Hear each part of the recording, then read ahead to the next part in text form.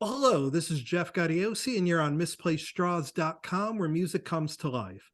And my guests today have just put out this great record called Emotional Fuse. Now, Tommy London's been here before. We talked back in 2021.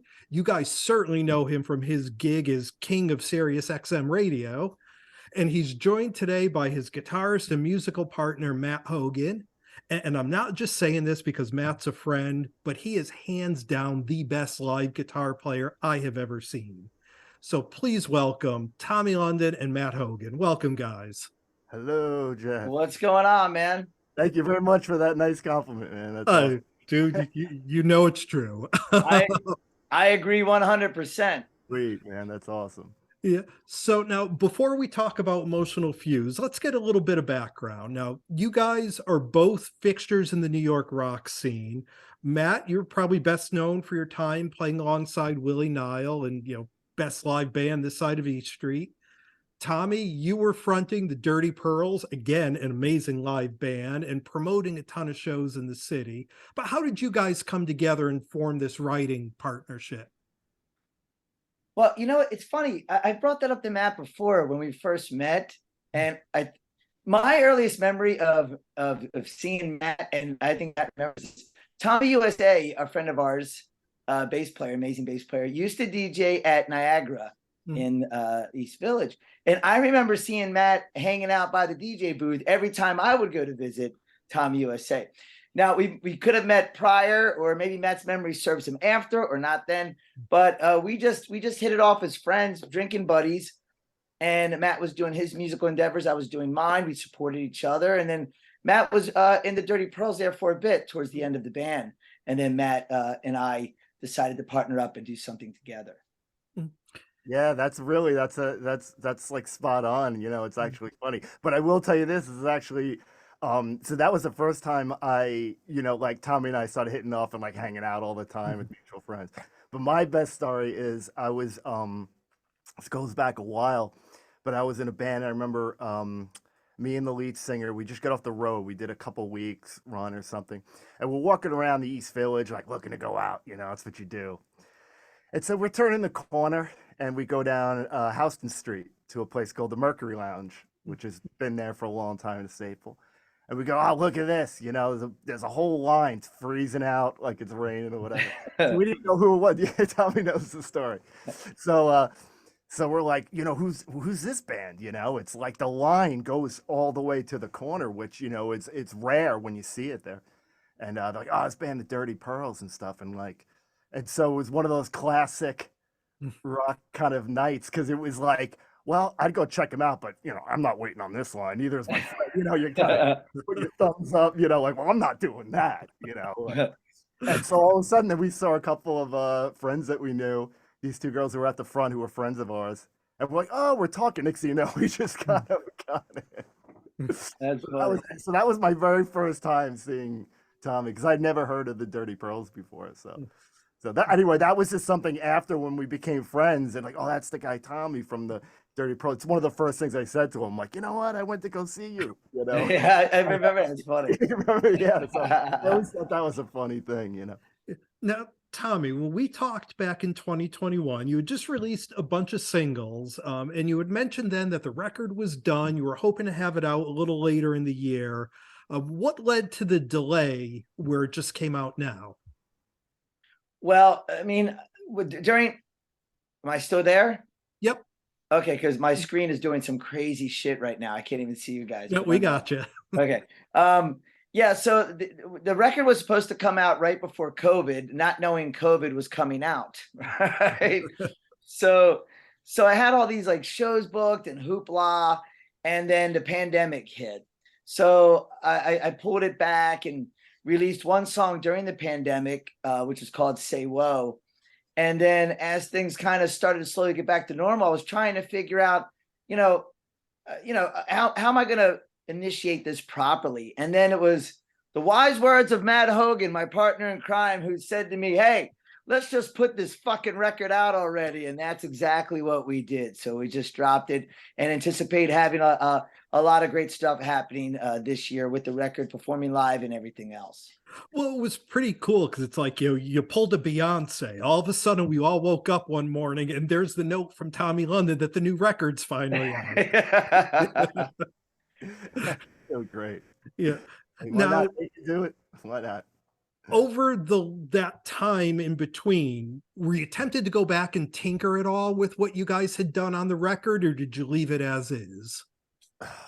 I mean, I didn't have any I can't speak for Matt. For me, when I would listen to the record, it was really perfect. I mean, keep in mind, the one thing I wanted to be known too is Matt and I wrote all these songs together with the exception of the Rod Stewart tune. And Matt produced the record too. He did a lot of work behind, the curtain with the album. So if anybody was going to tinker with anything, I think it'd be Matt before me. But I don't know if Matt felt that way. Did you? Well, it was one of those, I think, at the one point, it's the first time I realized I was like, okay, this, even to this day, I can listen back. And Tommy and I used to joke around about it because, the record's been in the can and, sitting there. And I actually, for a while there, every couple of months or whatever, because I just sat here and just said, okay, envision, the programming of the drums and the beats and coming up with, all the guitars and having the time to sit here and work on it. That gave me the ability to say, you know what, it's truly done in my mind. I felt like, okay, I tried so many parts, all, right here in this room. I'm sitting and I'm trying this part. And then I'd walk away from it, at that time. So, I'd work on a part and I would just walk away from it, even like go to a gig or even go on the road for like a week or something and come back. And so by all that time, so by the time it was ready just to get cooked and mixed, it was like, you know what, I can sit here and say, you know what, that's the right part. That was, and I got nervous about that. So, cause as time sat, I used to tell Tommy this, I'd be like, because Tommy and I would be like, yeah, we're listening to the record. But I'm like, I'm scared to listen to the record because then I'm going to hear something go, nah, I should have done it this way. And then I would have sat there going, well, it's not out yet. I could just track it right here and throw it in, and so, but I never did that. So even when I haven't heard it in a while, and I went back on Spotify when it came out, and I sat here going, that's it. I'm done. That's it. So I'm very proud of that. And you should be. Now, let's talk about the record itself. Emotional Fuse. It's sort of like the record you didn't know you needed until you listened to it. I mean, it's fun. It's upbeat. It has that great 80s rock feel, but yet it's not derivative of that. And it doesn't sound dated or anything like that at all. Matt, amazing job on the production. But first off, who else joined you on the record? You guys have anyone that handled drums and bass on it, or? So drummer wise, well, here's a good thing you'll know about this. So drummer wise for the majority of the record was a dear friend of mine, actually a drummer I used to play with for a long time, named Mark Slutsky. Mark was actually in a band that was pretty popular in the early 2000s named Splendor. And I've known him for years. He's an amazing guy, amazing drummer. And but the song "Make You Love Me," which is on the record, features the incredible Mr. Johnny Paisano on bass and John Weber on drums, and that was so fun because that was like, of course, having that, it was great, and when Johnny cut his bass part, he did it here, and kudos to Johnny. Johnny, actually, you can't see, but I have a whole wall of guitars here, so. I figured that was the one thing. So when he was coming over here, tracking bass for that track, and going. But we went to a studio, whether that was the bass part or not. We cut the drums and bass, the actual, probably the real part to it, at Avatar, right? Yeah. So we cut. Which I don't think exists anymore. Yeah. So that's an interesting thing. So, Jeff, Avatar Studios used to be the famous power station. So many records, but I heard recently that Berklee College of Music bought the studio. And so the studio still exists, but I don't know as a commercial capacity. I think it's just, but it's now apparently called Back to Power Station, which is just cool. Nice. Huh, But that's that what was it's great called. that we got to record in there, you know. Yeah. And now, for people that have heard the singles that you put out during the pandemic, Sugar Red, Say Whoa, Boom Boom, Make You Love Me, you get a good idea of what the record is about, of what Emotional Fuse is. But then you listen, you also have something like Vampira that just, it really makes you get up. It's a kind of a throwback almost to the New York club vibe. Tommy, talk a little bit about how that track came to be. Well, Matt and I would experiment with a lot of different songs, not only for me to sing per se. Matt and I would just songwrite and say, hey, who could we get to sing on this? Or who could we write this one for? And Vampire was one of those songs. And I remember when Matt and I were going through what songs to record for the record, I had mentioned Vampira because I just thought it was that good of a song. And I remember Matt and I kind of questioning, well, we do agree it's a great song. Will it fit with the scheme of things? Will it gel with the rest of the record? I go, well, I guess we're going to find out. You know what I mean? And honestly, I think it does gel with the record. Maybe the sequence that it's in helps to feel that way. The way the record moves. I mean, if it started off with that song, it went into the rest, maybe not so much. But I think it's a standout track. It's a little different than the rest, but I don't think there's anything wrong with being different. But I'm really proud of that song because it is different than something that I would normally do as a singer, you know. But it just, you're right, it does. It has that New York late night vampire, even though it's Vampira, club feel and what goes on in the city. That's what the song's all about, actually. And yeah, that was a cool track to throw on there. And like I said, I think it gels perfectly with the album. So. Yeah, and I gotta say, you brought up one of my favorite topics that I love bringing up in interviews, and that's sequencing of a record. Because I really think it could make or break your record. 100%. You could have 10 great songs, but if they're not in the right order, they're not going to hit. And with this record, like I think there's a flow to it. Yeah. It just works with the way, and like you said, putting Vampira in where it's slotted, it's great because it gives you a little break from the record and then brings you back. So it was really cool the way it flows. Yeah, thanks for noticing that. Yeah, that was important to me, even though it's not necessarily important anymore, which kind of sucks, right? I mean, think of Van Halen's debut record, Running with the Devils. If you've never heard the band Van Halen, and that was the first record you picked up, as soon as you put the needle down, you're hearing Running with the Devil. That takes you off on that roller coaster ride that they want you to join with them. You're leaving the gate, all right? You haven't gotten to You Really Got Me and everything else on that record yet. You're just leaving the gate. And I think that's important with an album that maybe is lost, maybe not to the older artists, maybe, I don't know. But this day and age, you just go right for the single or just skip around, which there's nothing wrong with that either. But I still miss the journey, and I'm glad that you noticed that about the record. I'm glad that came across. Yeah, well, I mean, old guys like us, we put on track 1, we shut it off at the end of track 10. Right. That's the way it goes. Well, also Right. the great thing about Spotify, is, people can still listen to it in that way because, pretty much you go to the album, you hit the first one, it's going to automatically play. I believe so. every time I do when I'm hitting on Spotify and I'll go outside or something, it's playing in sequence, so it's great. Yeah. And you mentioned the one cover on the record, Rod Stewart's Infatuation.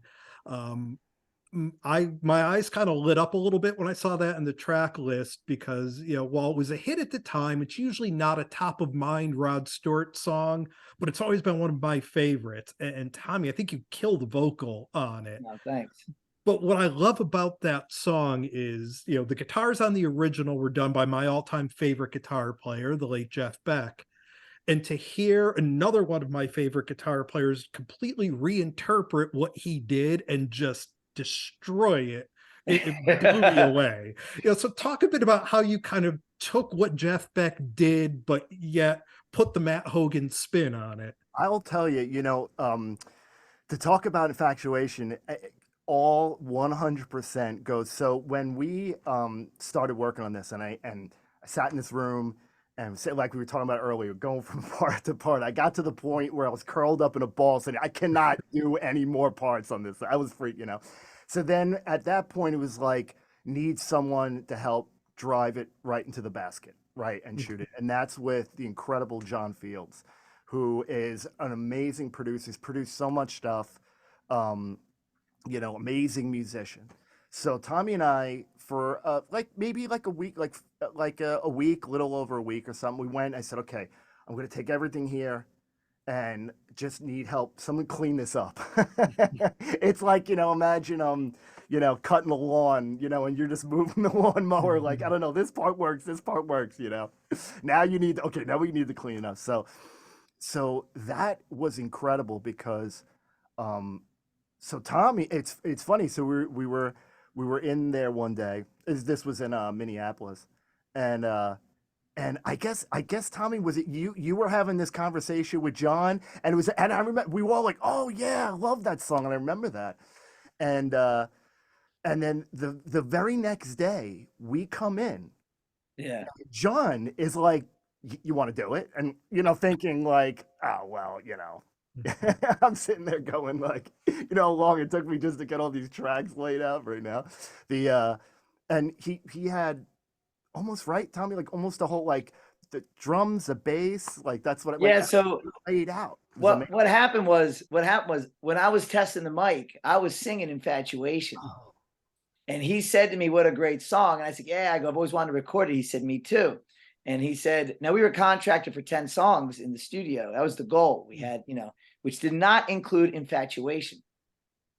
And he said, I'll tell you what, if we get these 10 songs done, I'll throw this one in. We'll knock it out real quick before you guys head back to New York.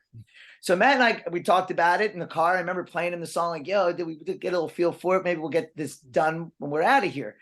Honestly thinking that it wouldn't happen. And because we had too much work to do.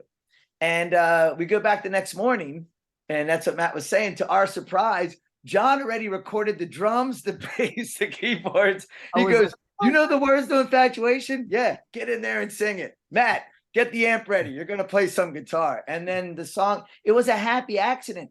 And what was great about that song, it was almost like it was meant to be, because we had a 10th song, or I guess 11th in this case. We had a 10th song called I Need a Heartbreak. That's a fun song, very Ramonesy song, wouldn't have gelled with the rest of the record. That's why it's not on the record. And Infatuation came in the last minute and filled that void. And down the road, we'll probably just put that song out at some point, but it just didn't fit with the record. So it was almost like a blessing in disguise, how it worked out. It was pretty cool. Yeah, it was very, very spontaneous. And the guitars, it was just something where you got the iconic riff. Yeah. And, it was one of those, which is rare for me in the studio when it comes to like laying out melodic ideas and solos. And it was just like one of those, it's actually probably one of the most live type of, did a whole bunch of passes that I want to build tension here. I want to release, and then I want to let it go towards the end. So it's a very, like Tommy said, it was a happy accident. I remember sitting there going, wow, this came out so great. We were like, really Yeah, it's a killer version of that song. It really is. Yeah, it's So really now the record's out. It's available everywhere on all the streaming services. Do you guys have any plans for live shows in 2023? Yeah, Matt and I have been talking about some live shows, whether to be unplugged or full band. I'm trying to work out something in New York. We're looking at LA, a couple festival opportunities, and we'll see what happens at the course of the year. But I definitely want to get out there and get these songs heard. Once again, now that what was different than before was, Matt, we would perform live, and we only had maybe a few of the songs out, so you knew maybe 2 or 3, and now you can sing along to every single fucking one. So we'll get a show going soon. And Tommy, I mentioned your SiriusXM gig, and it's great now to hear you on just so many different stations on there and so many different styles of music. It's not just Hair Nation anymore. Right. And I assume, it still has to be like a dream gig for a guy that just loves talking about music. Oh yeah, well, I just love talking in general, so it's a dream gig as it is. But I'm very blessed and lucky, fortunate that I got that opportunity. I look forward to it every day.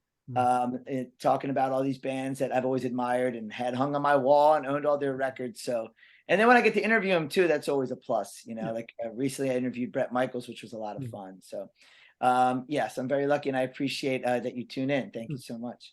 And to embarrass Matt a little bit, those of us that have daughters in their early 20s may have seen Matt on stage way back when, alongside none other than Hannah Montana. What was it like playing guitar at the height of the Miley Cyrus Hannah Montana craze? It's funny because it really is so amazing that she's, I mean, just megastar, you know.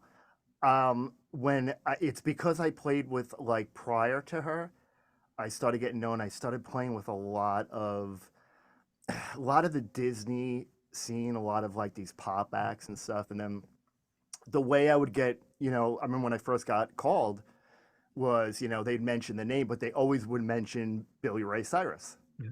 That's how it was. And one time I'm out on the Lower East Side, and I'll never forget this. And I said, "Oh," they're like, "Who are you playing?" I'm like, "Oh, this girl named Miley Cyrus." And everyone would kind of be like, "No," and you would have to say Billy Ray Cyrus's daughter. Like, oh, until one time, a friend, like a music friend who had daughters, he pulled me aside one night. He goes, "Did you just mention?" I'm like, "Yeah." And he and that's when but it wasn't until it didn't really sink in until the first gig, and we only did a real short amount because at that time she was going to still filming the show. But I'll never forget, and I always told this story about we were doing Good Morning America, and so you have to be there at like 4 a.m, and so I'm in a cab because I live in the East Village.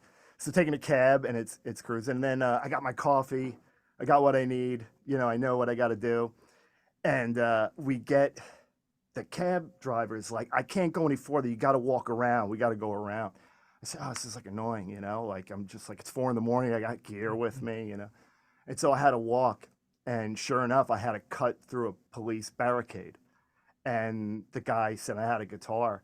And it's a true story. And the guy was like, "It's a big show at Good Morning America this morning." And it was like I just didn't really sink in. And then it was outside in Times, and that was just like, what an amazing experience. She was huge. So it's really great to see how, how big she became, Definitely. Well, we've been spending some time here with Tommy London and Matt Hogan. The record is called Emotional Fuse. It's out everywhere on all the streaming services. It should be the soundtrack to your spring and summer because it's that good. It can't recommend it enough. You guys really knocked it out of the park. It's great to have you both on, to have you both back, to have this record out, and hopefully we can catch you live soon. Yeah, for sure, man. We'll have the dates posted up on the sites. Keep the socials, or whatever they call them now, right? All these socials. What's that? The social media. Social media. Guys, thank you so much, and we will catch you soon. Yeah, all right, man. Take care. Thank you. Thank you.